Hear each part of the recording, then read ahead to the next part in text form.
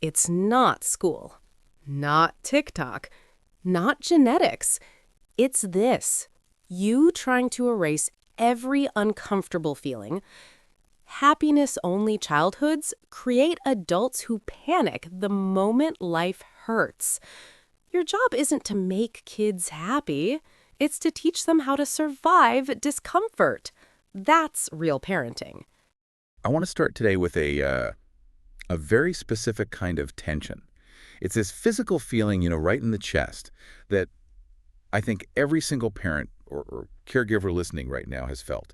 It's not just the stress of like a crying kid in the grocery store. It's the stress of history. History. That's a pretty big way to start a conversation about parenting. It is, but just hear me out. It feels like we are caught in this violent generational pendulum swing. Okay. If you look back a generation or two, think like the 50s, 80s even, the whole idea was total control. It was, I don't care about your feelings, you do as I say. Right. Stop crying or I'll give you something to cry about. Exactly. It was about compliance over everything. Emotions were, what, an inconvenience? A weakness, even. Something to be stomped out. You just bottled it up. Right. But now, oh man, now it feels like we've swung so hard to the other side that the pendulum has just flown off its hinges. We aren't dismissing feelings anymore. We're terrified of them. We want to fix everything, soothe every tear, make sure our kids never feel a single second of discomfort. We went from I don't care about your feelings to I'm scared of your feelings, so here, you take the steering wheel. Yes. And that's the classic overcorrection.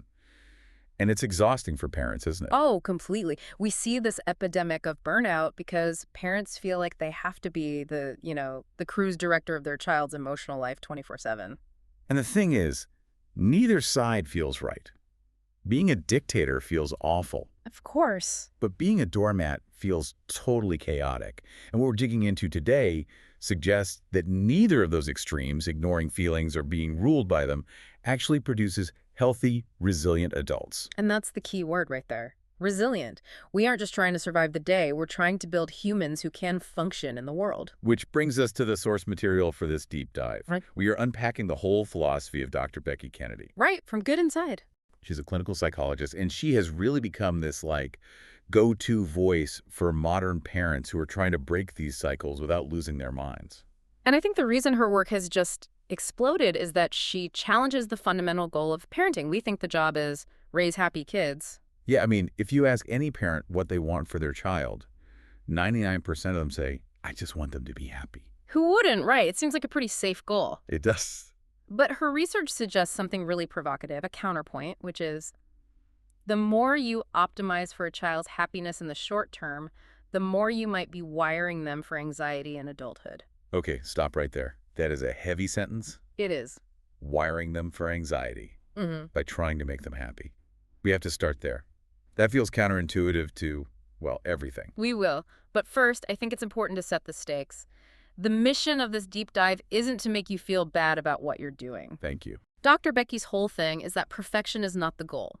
In fact, she argues a perfect parent would actually be bad for a kid. Okay, that is a massive relief already. I can breathe a little. So the core of this whole philosophy isn't about getting it right every single time. It's about two things: repair and building a tolerance for discomfort. All right, let's go back to that anxiety paradox. Why is the pursuit of a happy kid a trap? Because my gut instinct, if my kid is crying because they dropped their ice cream, is to get them a new ice cream. Of course it is. I want the crying to stop. That feels like the good parent move. Right, because their pain is painful to you. You feel it. But Dr. Becky defines anxiety in a very specific way that just flips this on its head. She says anxiety is not a feeling. Okay. Anxiety is the avoidance of a feeling. Hang on, say that again. Anxiety isn't the feeling itself, it's the avoidance. Yes. Think about it with the ice cream. The child drops the cone. They feel sadness, frustration, maybe embarrassment. That's the raw feeling. Okay, with you so far. Now, if you immediately rush in and say, don't cry, it's okay, look, I'll buy you 2 more. Hey, look at that bird over there. What are you actually doing? I'm fixing it. I'm stopping the tears. You're stopping the tears, but Yeah. you're also sending this coded message. The subtext is this feeling of sadness is too big. It's too scary. You can't handle it. And honestly, I can't handle it either. So we need to make it go away now. Wow. So by saving them from the feeling, We're actually confirming their fear that the feeling is dangerous. Precisely. You are confirming that these bad feelings are a threat that must be neutralized. So the child grows up thinking, I cannot handle sadness. I cannot handle frustration. And that is anxiety. It's that frantic energy of trying to avoid feelings because you don't believe you can survive them. That makes so much sense. Yeah. If your goal is to eliminate turbulence, the child never learns that they can sit in the turbulence and the plane won't crash. They don't build emotional immunity. Emotional immunity. I love that. It's exactly right. Think about it physically. You need exposure to germs to build an immune system. Right. If you kept a kid in a sterile bubble for 18 years and then just released them into a subway station, they'd get sick immediately. And we're doing that emotionally. We bubble wrap them in happiness, and then we wonder why they crumble when they get a B- in college. Or a rude email from their boss. Exactly. Dr. Becky's point is that discomfort builds capability. Chores build purpose. Boredom, which we seem terrified of now, builds patience. If you solve every problem, you rob the child of the evidence that they can solve problems themselves. The job isn't to make kids happy, it's to help them build tolerance for the hard stuff. But that is such a hard pivot to make in the moment. It is. Because if we stop being the fixer, what are we? If my kid's melting down because they think they're the only one in class who can't read, and I'm not supposed to say, no, you're smart, you'll get it, let's get ice cream. Am I supposed to just stare at them? That feels cruel. No, and this is where people get it twisted. They think if you don't fix, you're ignoring. But there's a middle ground. And Dr. Becky uses this great metaphor called the bench. Okay, paint the picture for us. The bench. So imagine your child is sitting on a park bench, and that bench represents their feeling sadness, frustration, whatever it is. Right. When they are sitting there crying about not being able to read, our instinct is to run over, grab them by the hand, and just pull them off that bench as fast as we can. Drag them over to the happy bunch. Yes. Look at this video game. Look at this cookie. Let's go to the happy bench. We are so uncomfortable with where they are sitting. But Dr. Becky says true validation isn't fixing. True validation is walking over to their bench, sitting down next to them, and just staying there. So you sit in the muck with them. You sit in the muck with them. You don't have to agree with the feeling to respect that it exists. You, the adult, know they'll learn to read. But in that moment, their feeling is real, and you sitting there says, I'm not afraid of this feeling. I can be here with you. Okay, but like practically? What does that sound like? If I just sit there silently while my kid is screaming, that's kind of creepy. Yeah, they might think you're mad. No, she gives specific scripts, which are so helpful because when a kid is screaming, our IQ just drops, right? By about 30 points. So you need something in your back pocket. She suggests saying things like, I'm so glad you told me, or just, I believe you. I believe you.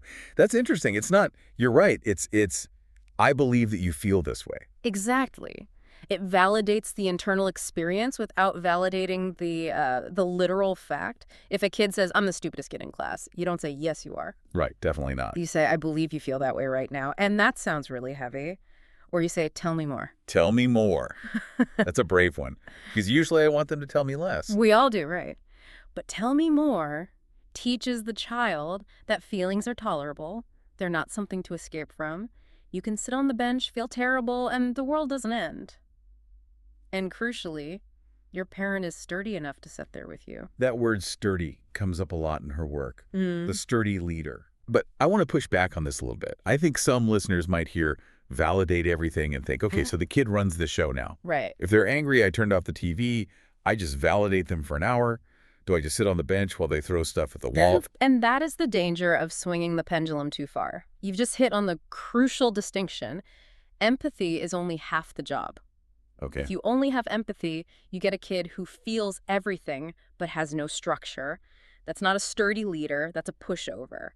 The other half of the equation is boundaries. But Dr. Becky kind of has a different definition of boundaries, doesn't she? I feel like most people, myself included, use boundary and rule interchangeably. They do, and it causes so much conflict. She argues that most parents think a boundary is telling the child what to do. Stop jumping on the couch. Put on your shoes. Stop hitting your brother. Yes. Those aren't boundaries. Those are requests. Okay, that just blew my mind a little. If stop jumping on the couch isn't a boundary, what is? A boundary is something you tell someone you will do. It requires no change from the other person. It is 100% within your control. Give me an example. The kid is jumping on the couch. I've asked them to stop. They're laughing, jumping higher. Okay. A request is, stop jumping on the couch. You're hoping they comply. If they don't, you feel powerless. You get angry. Been there. A boundary is, I am not going to let you jump on the couch because it's dangerous. If you jump again, I'm going to pick you up and move you to the floor. I see. The action, the control, stays with the parent. Exactly. If you say stop jumping and they don't, you get frustrated, you start yelling. But if your boundary is based on your action, I will move you, then you are in control. You don't need their cooperation to enforce it. You just need to follow through. That's a massive shift. It's not you need to change, it's I am stepping in. Right. It's authority without aggression. It's the middle ground. The old model was aggression with no validation. The new anxious model is all validation, no authority. Dr. Becky's calling for both. Validation plus boundaries, that's the recipe. It sounds so simple. Yeah. But it is so hard to do because of the guilt. I feel like modern parenting is just powered by guilt. Oh, yeah. We feel guilty if we hold a boundary, guilty if we lose our temper. If my kid is crying because I set a boundary, I feel like a monster. Which leads us to maybe my favorite framework in the whole thing, the two things are true framework. This is basically the core mechanism for emotional regulation. It's the ability to hold a paradox. Exactly. Holding two opposing truths at the same time without letting one cancel the other out. For a parent, it's often, I love being a parent and I miss my life before kids. Yes. And we feel like admitting the second part makes the first part a lie. Right. Like if I miss my freedom, I must not love my kids enough. But both are true. You can adore your children and be desperate for a break, and this applies to boundaries too.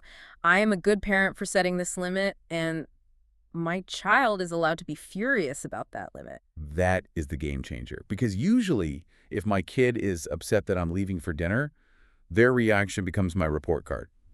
I feel like I did something wrong. Dr. Becky calls that emotional confusion, not guilt. True guilt is when you act against your own values. But when you absorb your child's distress and let it dictate your actions, you're not empathizing. You're becoming enmeshed. Okay, break that down. It's when you can't tell where your feelings end and someone else's begin. Dr. Becky says empathy only works if the feeling stays with the person who owns it. Right. If I take your sadness into my body, I'm useless to you. I'm just another sad person in the room. It's like the pilot analogy. Oh, I like this one. If you're on a plane and it hits massive turbulence, the passengers scream. If the pilot comes out of the cockpit screaming, oh my God, we're all gonna die. Everyone panics. Yeah. It's so scared that you're scared. Exactly. You need the pilot to be the one who says, I know it's bumpy, I know you're scared, but I'm the pilot, I've got this. Even if the passengers keep screaming. Especially if the passengers are screaming. Well, That's when you need the pilot to be calmest. You don't need them to stop screaming for you to fly the plane. that is such a critical point. You don't need the child to stop crying for you to be okay. I want to pivot to what I think is maybe the most comforting part of this whole deep dive. The idea that we are going to mess this up. We are going to yell. And Dr. Becky says that's actually okay. She goes further. She implies it's necessary. She says there's no such thing as a perfect parent, and a perfect parent wouldn't even be good for a child. Why? I feel like a perfect parent who never yells would be amazing. No, because the world isn't perfect. Humans aren't perfect. Your child is going to have friends who get mad, partners who get moody, bosses who snap. A child needs a model for how to handle mistakes. If you never mess up, you never model repair. And repair is the single most important parenting strategy she talks about. Okay, let's talk about repair.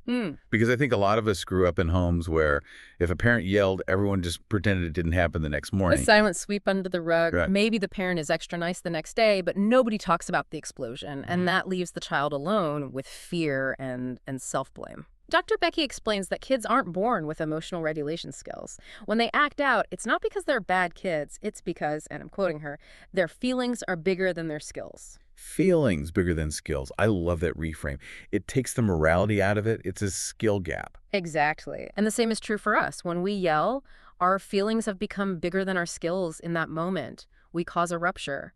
Repair is the act of going back and healing that rupture. And the science on this is wild. She says repair actually rewrites memory. How does a conversation rewrite a memory? That sounds like science fiction. It's about how the memory gets stored. If you yell at your child and walk away, the memory stored is fear, isolation, self-blame. Mommy is scary, I am bad. That's the file. That is just heartbreaking. It is. But If you yell, you calm down, and then you come back and offer a good repair, the memory becomes one of resolution and safety. It changes the ending of the story. The file that gets saved isn't "Mommy is scary," it's "We had a hard moment, but we worked it out, and we are safe." So the incident doesn't get stored as trauma, it gets stored as resilience. Exactly. A crucial skill. But there's a catch. Most parents are bad at repairing. They think, "I'm sorry" is enough. Or they do the "I'm sorry, but." Oh, the "I'm sorry, but." Yeah, I'm sorry I yelled, but you wouldn't put your shoes on. the "but" just ruins it. It's blaming the kid again. A good repair means taking responsibility for your reaction regardless of what triggered it. Do we have a script for this? Hmm. Because I need the words. Asking me to improvise after a screaming match is a big ask. We do. A good repair sounds like this. "I'm sorry I yelled. It's never your fault when I yell. I'm working on managing my feelings better." That second sentence. It's never your fault when I yell. That feels so important, but also so hard to say when you feel like it was their fault. It feels hard, but it is the truth. You are the adult. You're responsible for your own regulation. And kids are developmentally narcissistic. They assume everything is their fault. If you're angry, they think, "I caused it." You have to explicitly decouple your reaction from their identity. And by saying, I'm working on it, you're modeling that you're also a work in progress. Exactly. And that builds the blueprint. Dr. Becky makes this profound point that the relationship we have with our kids becomes the template for every relationship they have later. It even influences who they're attracted to in 20 years. Whoa. Okay, that adds some serious stakes. Explain that connection. It's about what feels normal to them. If you model that conflict leads to silence and blame, they will accept that in their future partners. They'll think love means walking on eggshells. But if you model that conflict leads to repair and ownership, they'll look for partners who do that. They won't tolerate a partner who won't apologize. That is actually really motivating. The work we do in these messy little moments pays off for decades. It's not just about getting shoes on today. It's about teaching them what love looks like. It all connects back to that idea that independence grows from safe dependence. If a kid knows the relationship is unbreakable, they feel safe enough to go out into the world. The biggest takeaway for me, I think, is this shift from me versus you to me and you versus the problem. Yes. When a child is melting down, they aren't giving you a hard time. They are having a hard time. That's the mantra right there. And our job isn't to stop the hard time, it's to be the sturdy leader who can handle the turbulence. We don't need to prevent the plane from shaking. We just need to prove we can fly it through the storm. Exactly. And that takes the pressure off fixing and puts it on connecting. So as we wrap up this deep dive, we usually leave our listeners with something to chew on. What's the final thought here? I think it's about reframing our own reaction. We often see our child's distress, their tantrums, their tears, as a report card on our parenting. If they're crying, we must be failing. Right, a happy kid equals a good parent. That's the equation in our heads. But what if we flip that? Yeah. What if we see their distress not as a failure, but as an opportunity to build their emotional immunity? How does that change the way you react to the next tantrum? What if the tantrum isn't a disaster? What if the tantrum is actually the gym where they build the muscle they need to survive adulthood? That changes everything. Instead of dreading it, you can almost welcome it as a training session. Okay, we're doing this. I'm on the bench with you. Let's build some muscles. Exactly. It turns a crisis into an opportunity. Thank you so much for breaking this down with me. This feels like one of those that's going to change how I operate at home. Like tonight, I'm going to go practice my I believe you face. It's always a pleasure. Good luck with the practice. And to everyone listening, remember, you're a good parent. You're working on it. And two things can be true. Parenting is exhausting, and you're doing a great job.